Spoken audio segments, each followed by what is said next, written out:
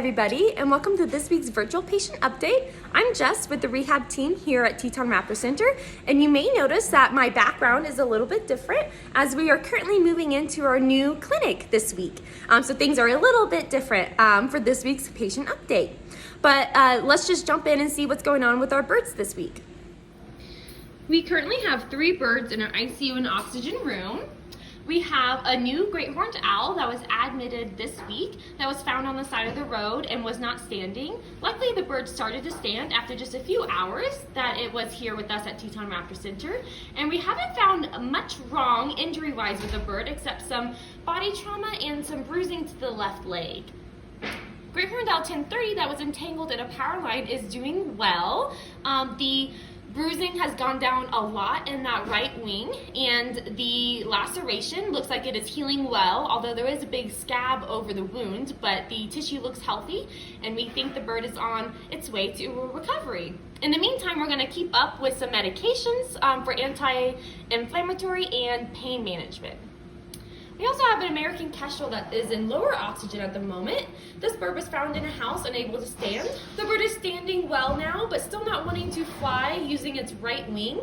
So we're giving the bird some more medication and some cage rest in lower oxygen. And then we have 7 birds in our mews currently for a total of 10 patients this week. Great horned owl 1011 still has some parasites in his system, so the bird is on another round of anti-parasites. Otherwise, the bird is starting to be more active, which is a good sign. Our great gray owl had its ulna pin removed at Jackson Animal Hospital earlier this week.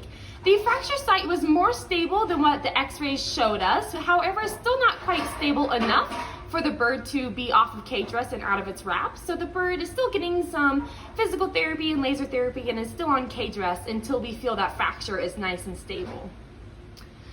Great horned owl 829 is still going through flight conditioning. Unfortunately, he has not improved yet in his symmetry or in his overall noise level, but we're hopeful that if we keep trying that he will improve. Our 2 osprey have been separated into individual mews just because they were starting to get a bit too food aggressive, and so we split them up. However, they are still doing well on their own, and we are still hoping to transfer them to a rehab center in their wintering grounds down south.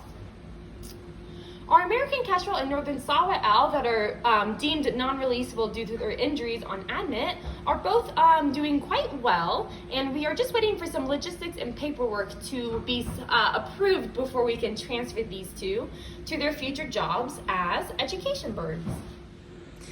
And luckily this week we were able to release one of our patients, great horned owl 1018B, that came in with a weak, dehydrated, and emaciated state. The bird gained weight really well, and he was no longer dehydrated, and he was aggressive, feisty, defensive. The bird passed his live prey test and his flight test and was deemed ready for return back into the wild, and he flew off beautifully into the sunset. But that's all that we have going on this week. I hope everyone is staying safe and staying healthy, and have a great Thanksgiving, and we'll be back next week. Bye.